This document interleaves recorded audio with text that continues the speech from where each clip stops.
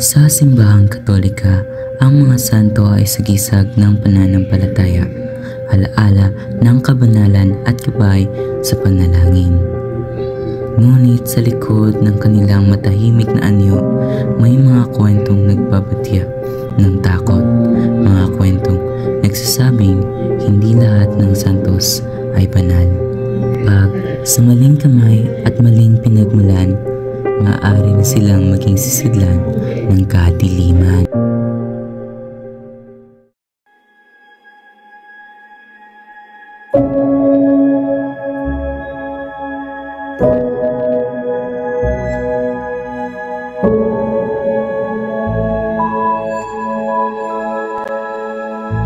Maria, pagod na ako palamitan ng kasama. Gumawa tayo ng sarili nating buhay. Ako rin, Miguel. Pero alam mo, kasalanan iyon. Kung kasalanan na magmahal, handa akong magkasala, makasama ka lang.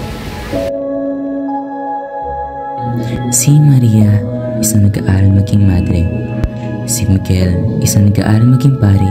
Sa ilalim ng panatang, bawal silang umibig. Ngunit mas pinili nilang sundin ang tibok ng kanilang puso.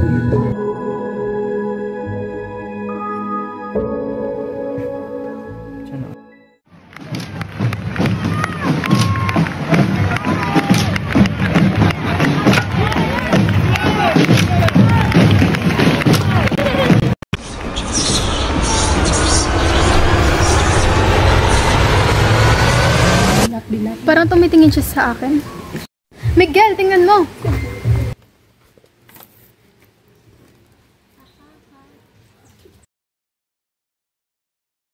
Gusto mo? Gusto niyo, ma'am?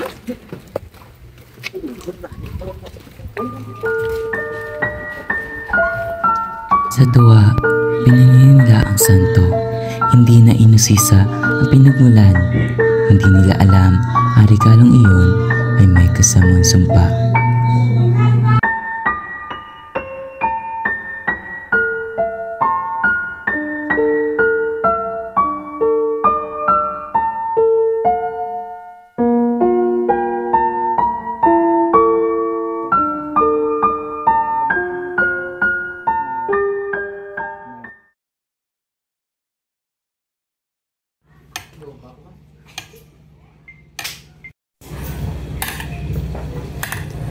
Kumain ka naman, mahal. Kahit konti lang. Wala akong gana. Parang wala nang salita ng lahat. Unti-unting nawawala ang sigla ni Maria kasabay ng pagkawala ng kanyang pananampalataya. Si Miguel hindi alam kung paano siya maliligtas.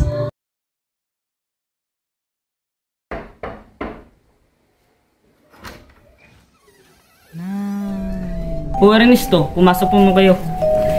Father Ernesto, magandang hapon po. Magandang hapon din. Pumasok po kayo. Upo po kayo.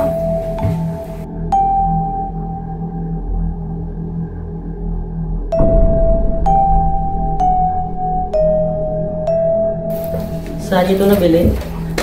Sa Kristyanismo, mahalaga ang pagpapaspas ng mga banal na bagay upang ito'y maging daluyan ng biyaya.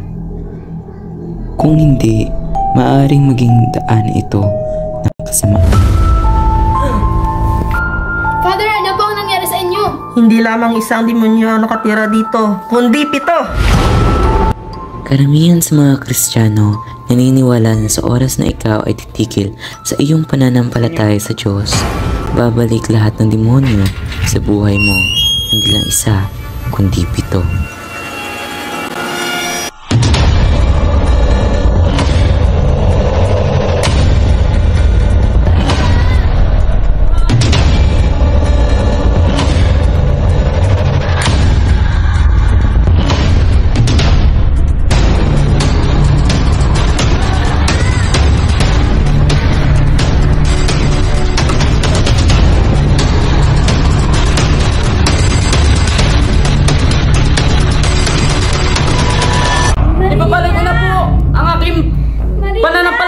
inyo, Panginoon! Sa pananampalataya, Hindi lahat ng anyo banal ay banal nga. Ang pananalig ay nagbibigay proteksyon. Ngunit ang kapabayaan ay nagbubukas ng pinto sa kadiliman.